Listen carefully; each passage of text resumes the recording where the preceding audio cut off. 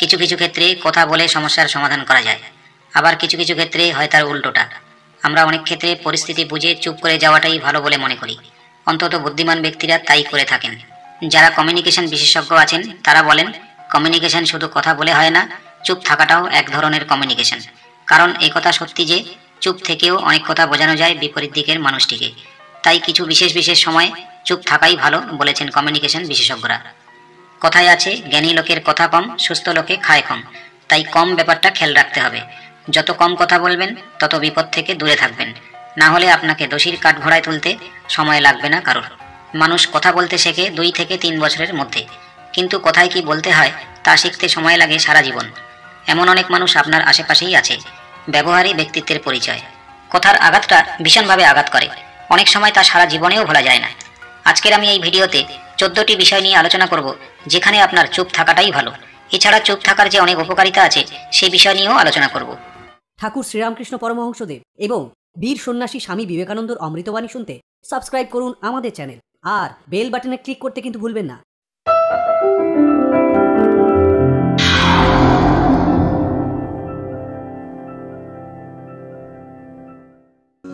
প্রথমে আমরা আলোচনা করব কোন কোন পরিস্থিতিতে আমাদের চুপ থাকা ভালো। 1. প্রচণ্ড রাগের সময়। জীবনে অনেক খারাপ পরিস্থিতি আসে, অনেক সময় রাগের সীমা পার হয়ে যায়। কারোর ওপর রাগ হলে আপনার হয়তো অনেক কিছুই মনে হতে পারে, তবুও তার সামনে চুপ থাকাটাই বুদ্ধিমানের কাজ। কথায় আছে, রাগের কোনো ধর্ম নেই। রাগের মাথায় যে কেউ কারো জীবনহানি করতেও পিছপা হয় না। মুখ দিয়ে এমন সব কথা হয়তো বেরিয়ে যায় যা স্বাভাবিক থাকাকালীন বলা সম্ভব নয়। সেই কথা কাউকে এমনভাবে আঘাত করে যা তার জীবনের মোড়টাই পাল্টে দিতে পারে। তাই রাগের সময় চুপ থাকাটাই আপনার অনেক বেশি ভালো ফল দেবে। 2. খুশি ও আনন্দের মুহূর্তে। এই সময় মানুষের মন বাচ্চাদের মতো হয়ে যায়, এমন সব আচরণ করে বসে যা সবার কল্পনারও বাইরে। এই সময়টাতে চুপ থাকা উচিত, কারণ খুশি ও আনন্দে আত্মহারা হয়ে এমন কোনো কথা কাউকে বলে ফেলবেন যে সেই কথার উপর ভিত্তি করে পরে সবাই আপনাকে হেনস্থা করতে পারে। হয়তো কাউকে কোনো কথা দিয়ে ফেললেন যা পরে আপনার পক্ষে সত্যি করা সম্ভব হবে না, কষ্টকর ব্যাপারে পরিণত হতে পারে। 3. তর্কের মধ্যে। যারা অশিক্ষিত, তারা যে বিষয়ে তর্ক করছে সেই সম্পর্কে তাদের কোনো জ্ঞান নেই, তারাই আপনার সঙ্গে অকারণে তর্ক করতে আসবে। তাই সেই সময় চুপ থাকুন, তাকে যা বলার বলে যেতে দিন। অনেকেই তর্ক, সমালোচনা, পরচর্চা করতে ভালোবাসে।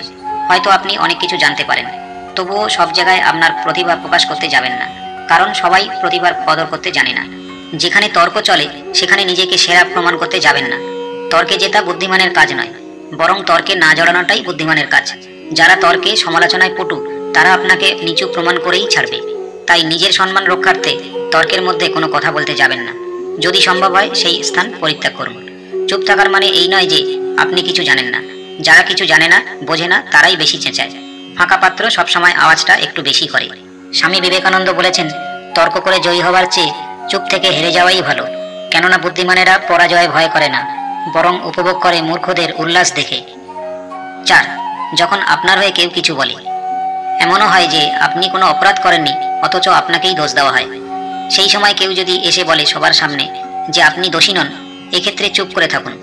এতক্ষণ তো একাই যথেষ্ট চেষ্টা করেছিলেন নিজেকে নির্দোষ প্রমাণ করতে, তাতে তো কোনো ফল হয়নি। তাই কেউ আপনার পক্ষে কথা বললে এক্ষেত্রে চুপ থাকুন, আপনার সম্মান বেড়ে যাবে। 5. প্রশংসার সময়।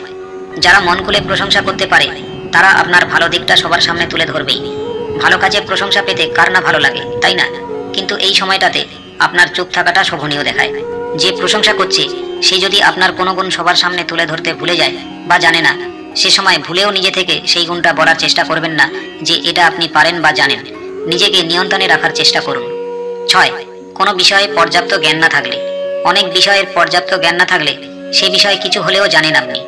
এমন সময় কেউ যদি সেই বিষয় নিয়ে অন্যরকম তথ্য দেয় যেটা আপনার ভুল বলে মনে হতে পারে, তবুও সেখানে কোনো কথা বলার প্রয়োজন নেই, কারণ ভুল ধরালে আপনাকে হয়তো সঠিক ব্যাখ্যা করতে বলবে সবার সামনে, আর পর্যাপ্ত জ্ঞান না থাকলে ব্যাখ্যা দিতে পারবেন না। সবার সামনে অপমানিত হতে হবে আপনাকেই। পর্যাপ্ত সাক্ষ্য প্রমাণের অভাবে নির্দোষীরও সাজা হয়ে যায়, তাই চুপ থাকাটাই বুদ্ধিমানের কাজ। 7. নিজের সমালোচনায়।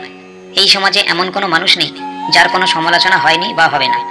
সে ভালো হোক বা খারাপ, তার সমালোচনা করার মানুষের অভাব নেই।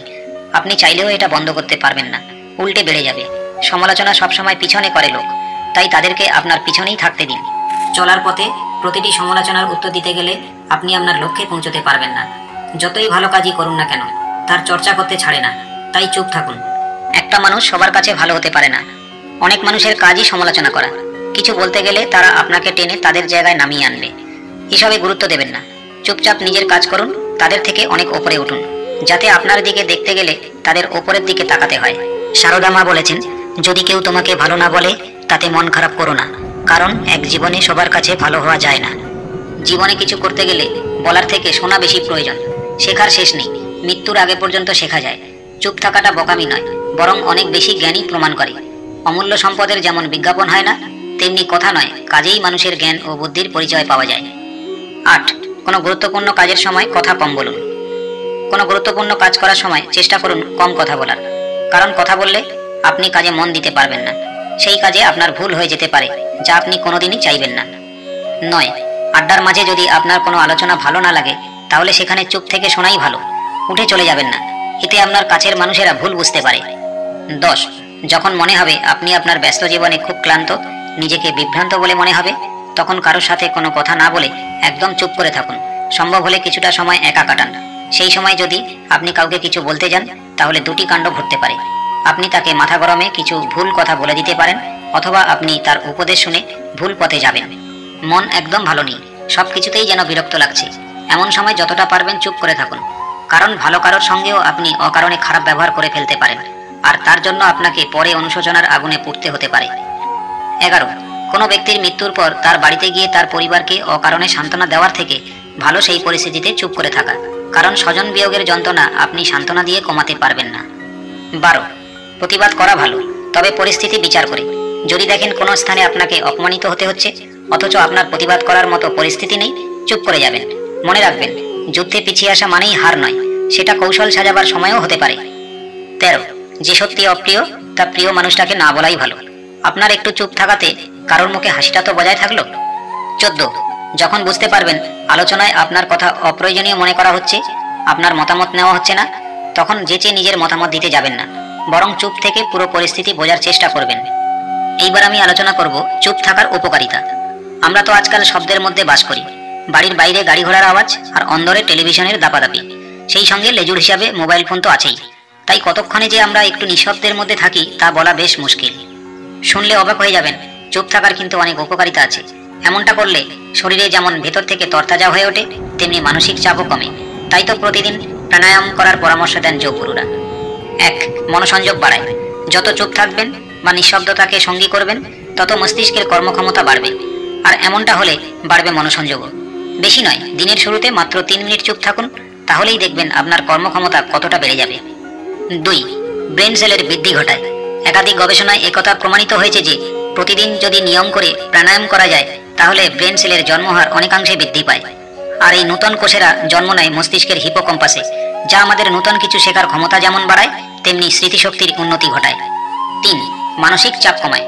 যখন দেখবেন স্ট্রেস লেভেল বেড়েছে, তখনই একটা নিঃশব্দ জায়গায় চলে যাবেন, সেখানে কিছুক্ষণ বসে বড় বড় শ্বাস নেবেন।